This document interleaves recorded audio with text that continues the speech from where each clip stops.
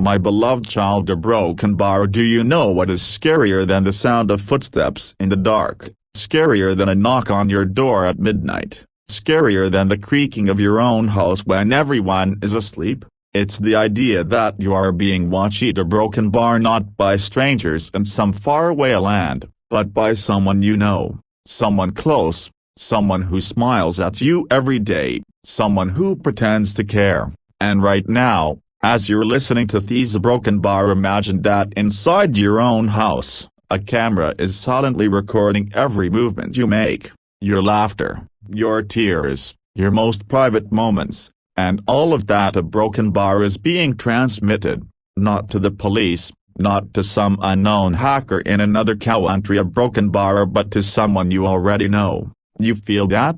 That sudden rush of blood, that discomfort in your chest, because the thought alone is enough to make your skin crawl. And yet, for some people, this is not just imagination, it's reality. Let me take you into one such story. Stay with me. Don't blink, don't even skip a second, because every detail matters. This is not just a story about technology. This is not just about hacking. This is about betrayal, obsession, and the one thing we fear the most, losing control over our own lives. It began, like most horrors do, in silence. There was a girl, let's call her Maya, bright, cheerful, young. She had just moved into her new apartment in the city, a fresh start for her career. Everything felt exciting in the neighborhood, the independence, the feeling of finally having her own space. Her apartment wasn't too big,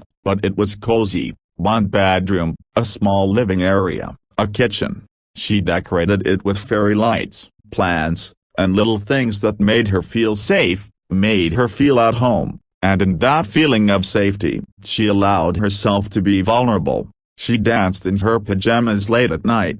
She sang loudly in her kitchen. She video called her friends without caring how messy her room looked. She even cried on her bed after long days, thinking no one would ever see. But she was wrong, because someone was watching. It started small, little things she didn't notice at first. A strange sound from her Wi-Fi router at night, a flicker on her smart TV, her phone heating up even when she wasn't using it. She shrugged it off. We all do, right? We tell ourselves it's nothing, just a glitch, just bad internet, just coincidence. But then came the first sign she couldn't ignore. She was at work one day when a colleague made a comment. Not just any comment. He said something about the way she tied her hair in her apartment, a detail so specific, so private. She froze. She never posted about it online, never mentioned it to anyone. How could he possibly know? She laughed it off, pretending it was just a guess. But deep down, her stomach twisted. That night, she looked around her apartment differently. The walls didn't feel like home anymore. They felt like eyes. She checked her laptop camera. Nothing. She checked her phone. Nothing. She even searched for hidden devices but found nothing. And yet, the feeling wouldn't go away. That cold, crawling paranoia that someone was, indeed, watching. And then, one night a broken bar, she heard it. She had just finished showering, wrapped in a towel, standing in front of her mirror, and suddenly, from the corner of the room, she heard a faint clicking sound, like a shutter, like the sound of a camera lens adjusting. Her heart dropped. She froze. Slowly, she turned. But of course, there was nothing. Just her room, just her walls, just silence. But silence can be a lie. She didn't sleep that night. She stayed awake, lights on, eyes wide open, searching for answers that wouldn't come. Until a broken bar, the message arrived. At 3:17 a.m., her phone buzzed. An unknown number, a message, just one line. I like the blue towel. Her blood ran cold. She couldn't breathe. She dropped the phone on her bed and stared at it, terrified. Whoever it was, they had just seen her, right there, in that moment. She wanted to scream. She wanted to call the police. She wanted to run. But fear, a broken bar fear, can paralyze you, and that's exactly what happened. The next morning, she tried convincing herself it was just a sick prank, maybe a friend messing with her, maybe a coincidence. But then came another message, this time, a photo of her, sitting on her couch, taken from an angle she didn't recognize. That was the moment she knew there was a camera in her apartment. Now, pause. Think about it. Imagine you're in her place, sitting right now, in your own room, listening to my voice. What if there's a hidden camera behind the clock on your wall? What if your TV, your laptop, even that smoke detector above your head, a broken bar, is not what it seems? What if, right now, someone you know is watching you, smiling at your every move, collecting your every secret? Terrifying, isn't it? Maya's world shattered. She searched her entire apartment. She tore apart her shelves, unscrewed her lights, checked every corner, and finally a broken bar behind the vent in her living room. She found it. A small black device, a pinhole camera, blinking faintly, recording. Her hands shook as she held it. She wanted to crush it, to throw it, to burn it, but then the thought struck her, if the camera was here, transmitting, then somewhere a broken bar someone was receiving, and that someone was not a stranger, it was someone she knew. But who? She couldn't trust anyone anymore. Her colleagues, her neighbors, even her friends, every familiar face now felt like a mask, because behind one of those smiles a broken bar was the monster who had stolen her privacy. And this, my beloved child, is where the nightmare truly begins, because when you realize the person watching you is not just some hacker in another country, but someone who knows your address, your schedule, your habits, your weakness as a broken bar, it becomes more than just invasion of privacy. It becomes a threat to your life. My beloved child, a broken bar. Do you know what the worst kind of fear is? It's not fear of ghosts, not even fear of death. It's the fear that comes from suspicion. The kind that makes you look at everyone differently. The kind that whispers, what if it's them? That's exactly what Maya felt after finding the hidden camera in her vent. Her apartment no longer felt like hers. Every corner looked like a trap. Every shadow looked like an eye. But worse than that, everyone she knew suddenly became a suspect. Her first thought was her neighbor. He was an older man, living alone next door. Always friendly, always polite, maybe too polite. He sometimes brought her groceries, asked her casual questions, always smiled when she passed by. Could it be him? Could he be the one secretly watching? The idea alone made her stomach twist, because if it was him, then that meant every time she greeted him, every time she smiled back, he already knew her in ways no one should. He had seen her laugh, cry, sleep, shower. He had stolen moments meant only for her. But then she thought of her colleague, the one who made that strange comment about her hair. He was younger, tech-savvy, always joking, always hanging around her desk. Could he have hacked his way into her life? Could he be the one who planted the device? And in a broken bar, the scariest thought of all, her ex, the one she had broken up with 6 months ago, the one who never really accepted it was over, the one who always found excuses to text her, to check in, to remind her he still cared. Could it be him? Obsession can make people do terrifying things. Her mind spun in circles. Who was it? That night, she decided she wouldn't stay silent anymore. She took the camera she found and drove straight to the police station. She placed it on the desk of an officer and explained everything.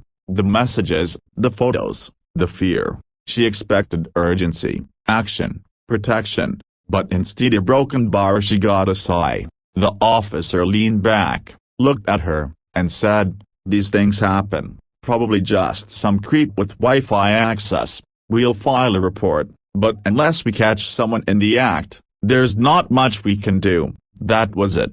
That was all they offered. A report, paperwork, no safety, no solution. She walked out of the station more helpless than ever.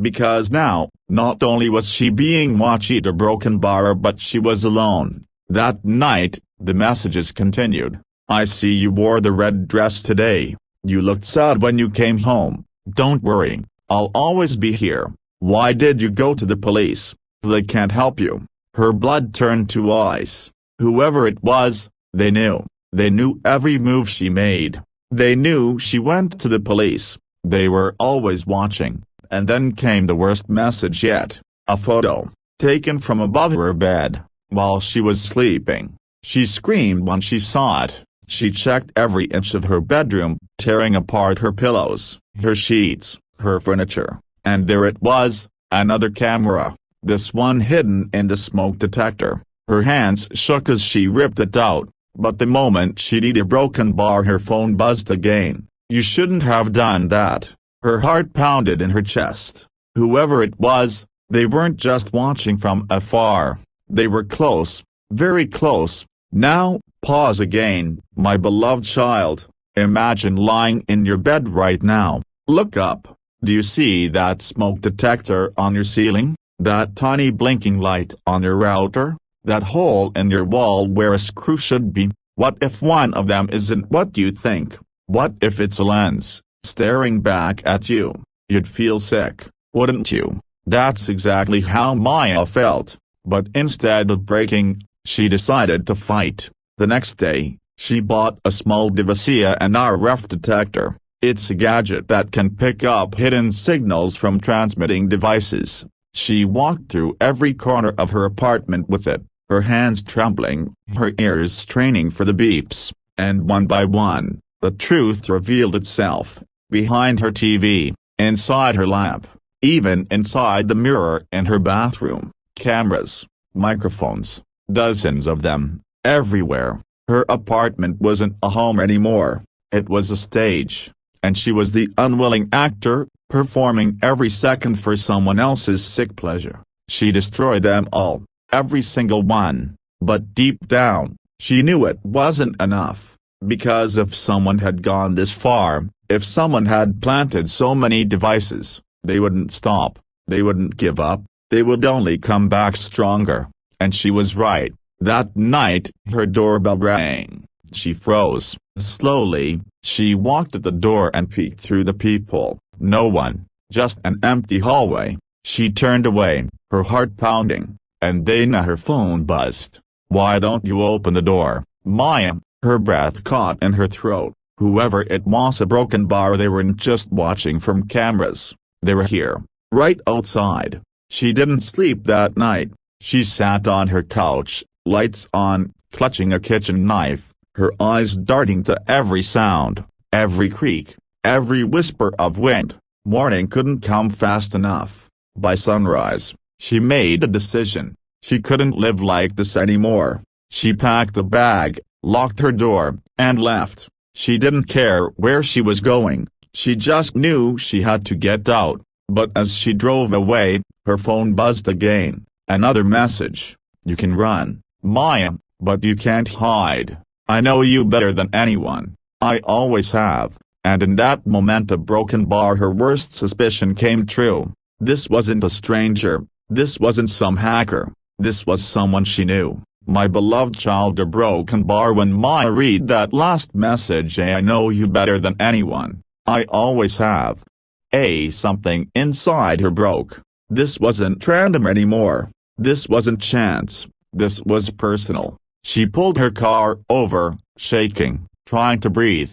The road ahead blurred through her tears. She gripped her phone so tightly her knuckles turned white. Who could it be? Who knew her this well? Her mind went back, replaying every relationship in her life like a slideshow of suspects. Her number, always so helpful, almost too helpful. Did he know more than he let on? Was his kindness just a mask? Her colleague, the one who slipped that odd comment about her hair, maybe he wasn't just joking. Maybe he had been testing her reaction. Her ex, the one who said he could never let her go, the one who used to say, "You'll always be mine." Wasn't that exactly what the message sounded like? But in a broken bar another face entered her mind. Someone she hadn't thought of before. Someone so close, so familiar, she almost didn't want to suspect him. Her best friend, the one she trusted the most, the one she called whenever she was scared, whenever she was lonely. Could it be? Could betrayal come from that close? The thought made her sick, but the more she tried to deny it, the more the pieces seemed to fit. Her phone buzzed again. This time, it wasn't just a text, it was a video. Hands trembling, she pressed play, and there she was on the screen, sitting in her car just moments ago, crying. The angry broken bar was from across the street. Someone was recording her right then, right there. Her chest tightened. She whipped her head around, scanning the area. Empty road, parked cars, streetlights flickering, but no one. She jumped back into the driver's seat and sped away. But where could she go? Home wasn't safe. The police weren't helping. Every familiar face was now a threat. She drove aimlessly until she ended up at a motel on the outskirts of the city. Small, dimly lit, the kind of place no one would think to look for her. She paid in cash, locked the door, shoved the chair against it, and collapsed on the bed. For the first time in weeks, she felt a shred of safety. Maybe here, she could think. Maybe here, she could breathe. But safety is an illusion. At 2:46 a.m., a sound woke her. A soft tap a broken bar tap against the window. Her heart pounded. Slowly, she turned. Through the thin curtains, she saw it. A shadow. A figure. Standing just outside, motionless, watching. She couldn't scream. She couldn't move. Her body locked in pure terror. The taping continued, steady, patient, and in a broken bar silence. She waited, frozen, until dawn. When she finally found the courage to pull the curtain back, the space outside her window was empty. No footprints, no sign, nothing. But on her phone, a broken bar, another message waited. Nice choice of motel. Room 6 suits you. Her stomach dropped. He knew. He always knew. She threw the phone across the room and broke down, sobbing into her hands. Whoever this was, he wasn't just watching from a distance anymore. He was following her, everywhere. The next day, she went back to the police. She begged them to take her seriously. She showed them the messages, the photos, the videos.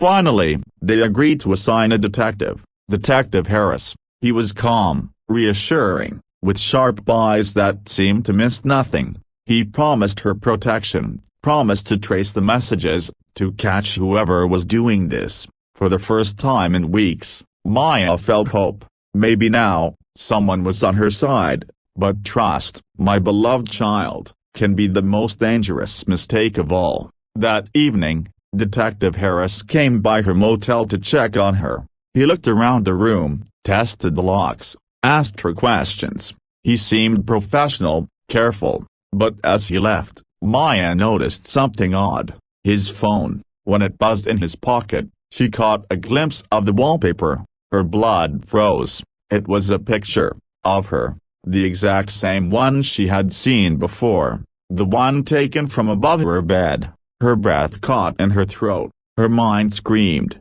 but she said nothing. She just smiled weakly, thanked him, and watched him leave. The moment the door shut, she collapsed onto the bed, shaking. Could it be? Could the very person assigned to protect a broken bar be the one tormenting her? She wanted to believe it was a coincidence. Maybe she was mistaken. Maybe it wasn't the same photo. But deep down, she knew. Her instincts screamed it. She didn't sleep that night.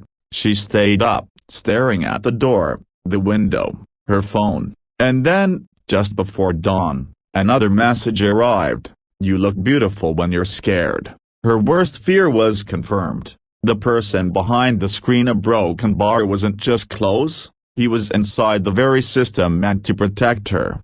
Now pause, my beloved child. Think about this. Imagine calling the police for help, and the very person who promises to save you a broken bar is the one hurting you. Imagine having nowhere left to run, because the wolf isn't outside your doorway, it's the one holding the keys. That's where Maya was, alone, betrayed, hunted, and the Gambia Broken Bar was only just beginning. My beloved child, a broken bar. There comes a point when fear no longer paralyzes you, when your body, your mind, your very soul decides, enough. That's where Maya was now. She had cried, she had begged, she had run, but now, she was done running. The detective A. Harris, the one who was supposed to protect her in Broken Bar, she couldn't prove it yet, but every bone in her body screamed he was the one. His wallpaper, his words, his eyes, the way he always seemed to know too much. So she made a decision: if he was watching her, if he was listening to her every move, then she would give him exactly what he wanted, a show, and in that show, she would set her own trap. That night, she set up her motel room like a stage. She left her lamp on, opened her laptop, and sat in front of the screen, pretending to video call a friend. She spoke loudly, letting every word fall like bait. "Yeah, I'm so tired of Broken Bar, but tomorrow I'm leaving this motel. I'm going to stay with my cousin 2 towns over. No one will find me there. I'll finally be safe." She smiled, laughed, acted calm, while inside, her heart raced. She wasn't leaving. She wasn't going anywhere. She just wanted to see what he would do, and she didn't have to wait long. At 3:12 a.m., the doorknob turned. Slowly, quietly, she froze, knife clutched in her hand, breath caught in her throat. The chair she had wedged under the handle creaked as the door pressed against it.